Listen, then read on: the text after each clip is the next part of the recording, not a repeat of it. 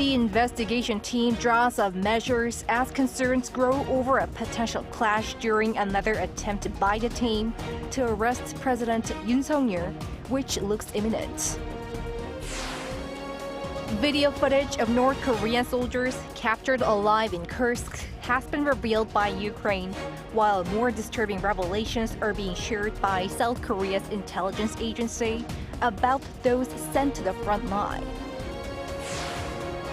South Korea's Foreign Minister Cho Tae-yeol meets his Japanese counterpart Takeshi Iwaya in Seoul for talks on the two neighbors' bilateral relations and their three-way cooperation with the U.S. It's January 13th, 8 p.m. in Seoul. This is Newscenter. Thank you for joining us. I'm Yoon Jung-min.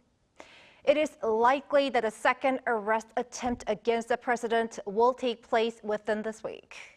Meanwhile, the police are intensifying their investigation into the leadership of the Presidential Security Service. We go live to our correspondent Yoon, who is near the presidential residence. Yoon, any updates on the CIO's execution of the arrest of the president? Hello, Jung-min. I've been monitoring the situation around the presidential residence since this morning in Hannam-dong Yongsan-gu District, Central Seoul. Today is the 7th day since the new arrest warrant was issued for President Yoon Suk-yeol, but there are still no signs of the CIO taking action to execute the warrant. As concerns rise over potential clashes during the execution of President Yoon Suk-yeol's arrest warrant, the CIO and the police are finalizing plans to minimize conflict and prevent harm or violence. On Monday, the CIO announced it sent cooperation requests to the Ministry of National Defense and Presidential Security Service the night before, asking for their help in executing the warrant. The CIO also warned these agencies about possible legal consequences and compensation for any injuries or damage. At the same time, it reassured Presidential Security Service staff, saying that refusing unlawful orders is not a failure of duty. Acting President and Deputy Prime Minister Choi Sang-mok on Monday directed the police and Presidential Security Service to ensure orderly law enforcement and protect the safety of the officials involved in the process. He stressed that if any conflict happens among national agencies, it will leave a lasting mark on South Korea's constitutional history. Meanwhile, former chief of the Presidential Security Service, Park Jong-jun, who unexpectedly resigned last Friday, is undergoing his third round of questioning, which started this morning. At the same time, the police are ramping up their investigation into the leadership of the Presidential Security Service. Among them is Kim Shin, the head of the family security for the president, who has been charged with obstructing official duties and was ordered to appear on Tuesday. What has been the president's stance on his arrest warrant? There has been no change in President Yoon's stance, while his legal team reaffirmed today that the arrest warrant is unlawful, illegal, and unjust. They also issued a statement addressing requests for officials to show their ID cards and reveal their faces for identity verification during the execution process. President Yoon's lawyer also posted on social media ahead of tomorrow's first hearing at the Constitutional Court. He said that if the president attends the hearing, he will explain the reasons for declaring martial law. He added that if the president is arrested, he's likely to remain silent and question which issue is more important and what are the people more interested in with greater news value. And how is the situation there near the presidential residence? Jung-min, the protests have grown noticeably larger and more intense throughout the day despite the cold weather. Supporters are seen chanting, "I'm Yoon Suk-yeol, protect Yoon Suk-yeol," while opponents are calling for his immediate resignation and the execution of the arrest warrant. It was reported that over the weekend, a man threatened counter-protesters with a weapon but was arrested with no injuries. Police set up barricades to prevent clashes, but tensions remain high, raising concern about potential violence. That's all I have for you, Jung-min. All right, Eun-hee, thank you for the latest from the president's residential area. President Yoon's impeachment trial begins on Tuesday with the first hearing scheduled for 2 p.m.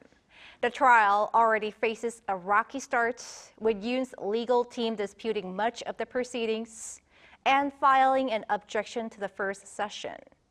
We have our correspondent Woo Soo-young on the line at the Constitutional Court to provide us with the latest. Soo-young, President Yoon's trial hearing kicks off tomorrow, but he will not be showing up at the hearing. That's right, Tongmin. Yoon's legal team on Monday afternoon filed an objection against the first trial hearing on Tuesday, raising procedural issues. This comes after it revealed on Sunday that the president wouldn't be attending. Now, Yoon's plan to miss the first hearing doesn't really come as a surprise, given that his team has already indicated that they need more time for preparations, and they've also raised issues with the way that the Constitutional Court is conducting the hearings. His team today filed an objection to how the Constitutional Court scheduled 5 hearing dates without consulting the representatives, and further raised concerns over the court's decision to obtain records from ongoing trials and investigations, arguing that such evidence acquisition is prohibited under the Constitutional Court Act. The court's press officer before this announcement on Monday said that it is not making any violations, and that without the parties present at the first session, the hearing is likely to end rather quickly. Now, former President Park Geun-hye's first trial hearing for her impeachment, it lasted around 9 minutes due to her absence. Well, if President Yoon skips the first session tomorrow, then it would have to be rescheduled by the judges. But if he misses the second one, then the court is allowed to proceed without him. Also, pre-trial hearings for Prime Minister Han Duck-soo's impeachment began on Monday, which critics say is procedurally questionable. How did it go? Yes, the first preparatory hearing for Prime Minister Han began at 4 p.m. today, 17 days after the National Assembly pushed for a vote to impeach him when he refused to give in to political demands by the opposition party, which holds a majority in Parliament. Now, during the session, justices aimed to outline the main arguments made by Han's side and the Assembly panel. The National Assembly set out 5 grounds for impeachment, including Han's veto of 2 controversial bills and an accusation of participating in the short-lived martial law decree. It also cited his plan to conduct state governance between the ruling party and the government after the declaration of martial law, as well as Han's refusal to appoint special prosecutors and constitutional court justices. Now, all of these accusations would have to be backed by evidence. Now, Han's lawyers argued that the Prime Minister had not taken part in the martial law decision nor its execution, and that the acting president's appointment of justices is a responsibility but not an obligation. They also said that Han had in fact offered to appoint justices once there would be a bipartisan agreement. Now, but here the key argument is expected to be over the validity of the Assembly's impeachment motion. Han, who was serving as acting president at the time, was impeached under voting standards of a simple majority that applies to the prime minister, rather than a 2/3 majority which applies to the president. So this really reflects the stance of the ruling party as well, which would like to see Han reinstated, particularly as his successor as acting president Choi Sang-mok appointed 2 constitutional court justices, which would speed up the trial of President Yoon Suk-yeol, and it would presumably lead to an early presidential election that favors the opposition party. Well, Monday's hearing lasted for about an hour, much longer than expected, as Prime Minister Han and the National Assembly side, they clashed over the grounds for arguments. The lead justice therefore decided to call another pre-trial hearing for February 5th. Thanks, Soo-young, for the coverage. Appreciate it. At the National Assembly, acting President Choi Sang-mok sat down separately with the heads of rival political parties today to discuss the execution of the warrant authorizing the president's arrests, as well as the disputed special probe bill. Our correspondent Kim Do-yeon covers those talks. Acting President and Deputy Prime Minister for Finance Choi Sang-mok has addressed the seemingly imminent second execution of the arrest warrant for President Yoon Suk-yeol with the leaders of the 2 main parties.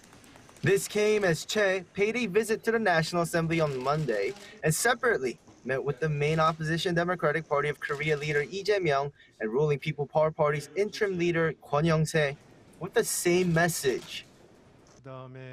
Regarding the ongoing execution of arrest warrants, under no circumstances should citizens be harmed or should unfortunate incidents arise from physical confrontations. I have repeatedly emphasized this to the relevant agencies, but I also ask for efforts at the parliamentary level.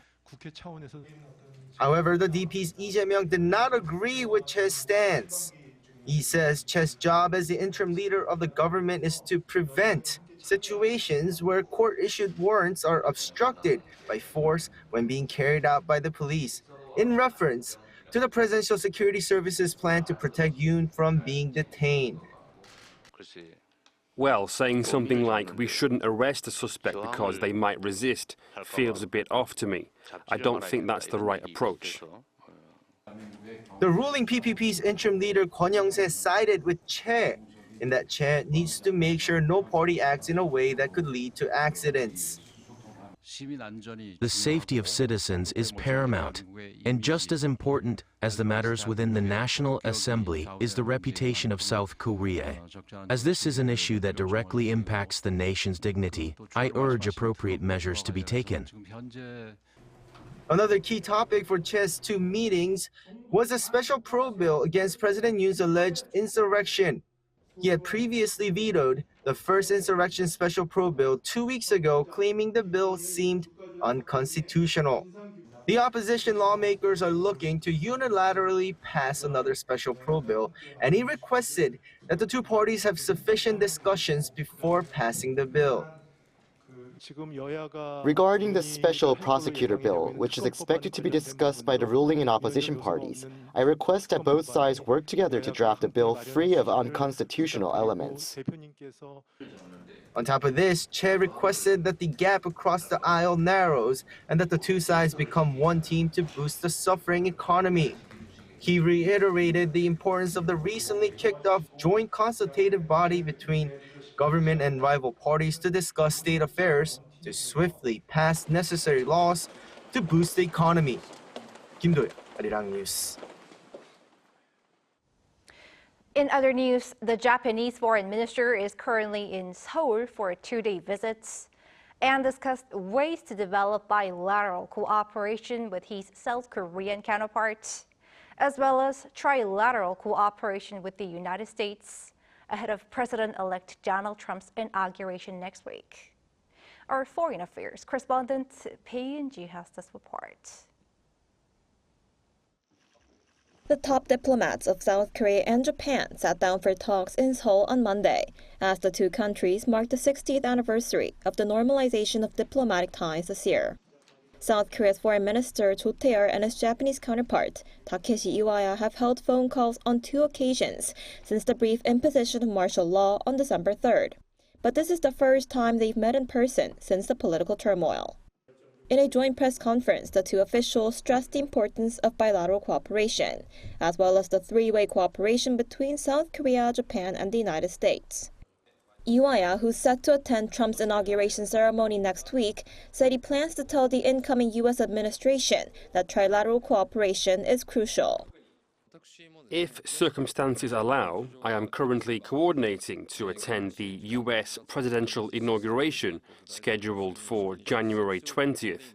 At the event, I intend to clearly convey to the new U.S. administration that the strategic cooperation between Japan, the U.S. and South Korea is more important than ever.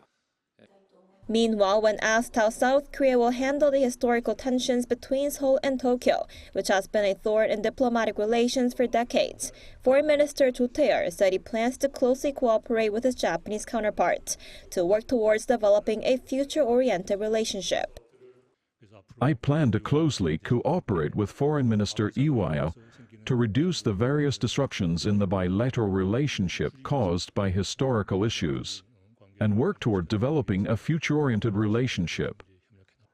Before the meeting, the Japanese foreign minister visited the Seoul National Cemetery and paid his respects to the fallen heroes. This marked the first time in almost 7 years that a Japanese foreign minister has visited the burial ground to offer condolences, which appears to be a move to show that Tokyo is willing to improve bilateral relations. The top Japanese diplomat is also expected to meet with acting President Choi on Tuesday before leaving Seoul. Pei Yun-ji, Arirang News. South Korea's National Intelligence Service has suggested that U.S. President-elect Donald Trump might pursue dialogue with North Korean leader Kim Jong-un during his second term. This assessment was shared during a briefing to the National Assembly Intelligence Committee on Monday, noting that Trump's recent presidential envoy and deputy national security advisor appointments further indicate a willingness to explore diplomatic talks, possibly smaller-scale agreements such as a nuclear freeze or an arms reduction. It also noted North Korea's recent hardline stance against the U.S., supported by key personnel changes in Pyongyang's leadership, were part of efforts to strengthen its ties with Russia.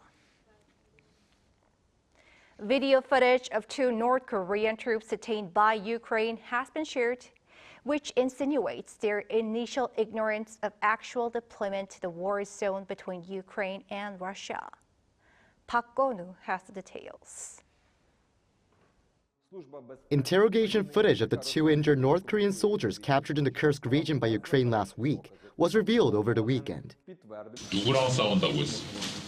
훈련을 실전처럼 해본다고 했어요. 다시 북한으로 돌아가고 싶어? 우크라이나 사람들보다 좋은 거예요. 여기서 살고 싶어요.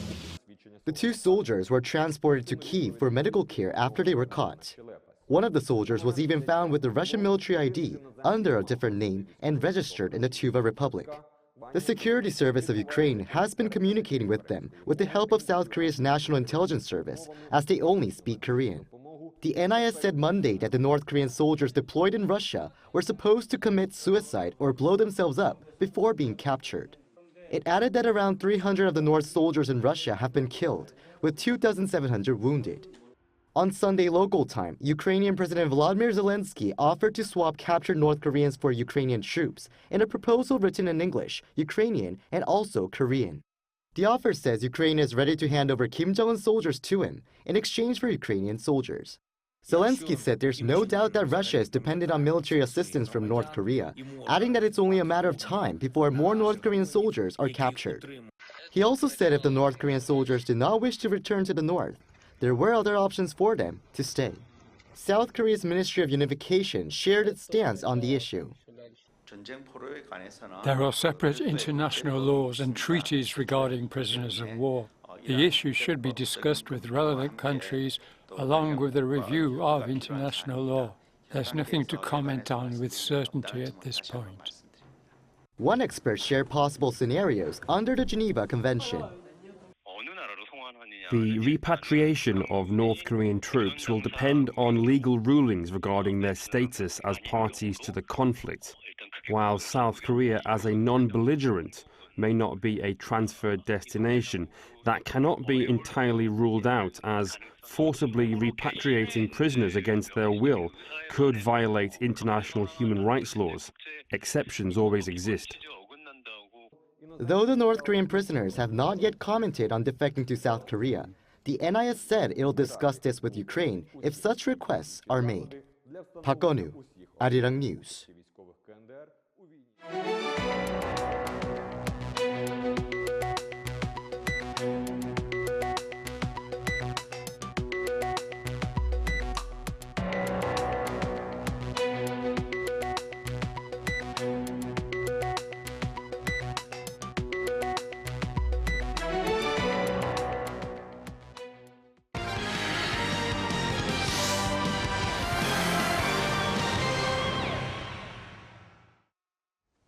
Time now to take a look at what's been happening in the world of sports. Joining us in the studio is our sports editor, Paul Needs. Hello, Paul. Hello. Let us first start with badminton, another championship win for An Se-young. Yes, this time it's the Malaysia Open, the first international tournament of the new year. On Sunday, An beat world number 2 Wang Zhuyi of China 2-0, 21-17, 21-7. The match lasted just 44 minutes following a commanding performance from An. She found herself behind 11-8 in the first game, but hit back with 9 points in a row to gain the upper hand. the second game saw An secure an 11-2 lead at one stage. The Malaysia Open is one of the highest tier tournaments on the BWF Tour and is classed as a Super 1000 event. Anne won in Malaysia last year too, and this year was able to exact revenge on an opponent she lost to in the Denmark Open last November and the World Tour Finals a month later. Elsewhere, the team of So Sung-jae and Kim Won-ho won the men's doubles final.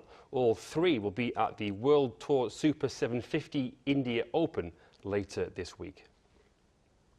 Moving on to football now. An assist for Son Heung-min, but Yang Min-hyuk was nowhere to be seen for Spurs. Yes, that's right. Many expected Yang Min-hyuk to make his Spurs debut in the FA Cup third round against Tamworth, a side from the fifth tier, made up of part-time players. But he was left out altogether, and Son Heung-min was on the bench with Spurs manager Ange Postecoglou, aiming to reduce the workload of his captain. But after 90 minutes on an artificial pitch, with the score at 0-0 and a potential upset on the cards, Son was brought on at the start of extra time. In the 107th minute, he provided an assist for Dejan Kulusevski to make it 2-0. Spurs eventually won the game 3-0 and will face Aston Villa in the fourth round. Meanwhile, over in the French capital, there was an assist for another South Korean national team star. Lee Gang-in supplied Ousmane Dembele on 13 minutes to open the scoring for Paris Saint-Germain at home to Saint Etienne in the French top flight. It was Lee's third league assist of the season, and PSG sits 7 points clear at the top of the table. And finally, we learned on Friday that the new K-League season will begin in mid-February. Yes, that's right. February 15th, with Pohang Steelers hosting Daejeon Hanan Citizen at 1 p.m. That is the official curtain raiser for the 2025 season. It's a little earlier than usual on account of the EAFF E1 Championship set to take place in South Korea in July. Now, all round one matches are in the south of the country, where the weather is a little bit warmer. Defending champions Ulsan HD host K-League 1 newcomers FC Anyang the following day. FC Seoul and Jesse Lingard start away to Jeju SK. Gwangju FC host Suwon FC, Jeonbuk Hyundai Motors entertain Gimcheon Sangmu, and Daegu FC take on Gangwon FC. The regular season will run until early October before the league splits into two, Final A and Final B. Overseas fans can watch for free on tv.kleague.com. All right, thanks for this. See you next week. Thank you.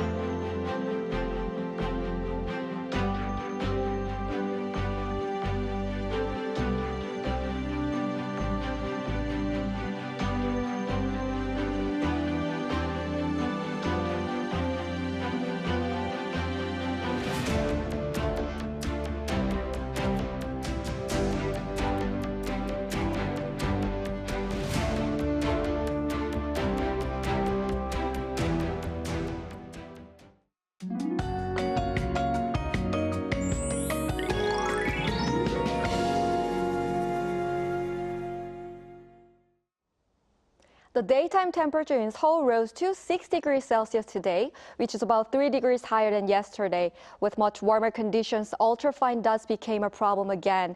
The air quality in the Seoul metropolitan area, the Chungcheongdo provinces, Gangwon-do province, and the Gyeongsangbuk-do province will see bad levels of ultrafine dust tomorrow. Where light snow or rain is expected to spread to the Chungcheongdo provinces and some southern inland areas overnight. The expected amount of snow is up to 5 centimeters in Gangwon-do province. Other areas, including Seoul, will see around 1 centimeter of snow. Tomorrow, Gwangju will start off at 0 degrees, Busan at 3 degrees. Highs will move up to 4 degrees in Seoul and Chuncheon, Daegu 10 degrees. Another round of rain or snow is forecast for the Jeollado provinces and Jeju Island in the second half of the week. That's all for Korea. Here are the weather conditions around the world.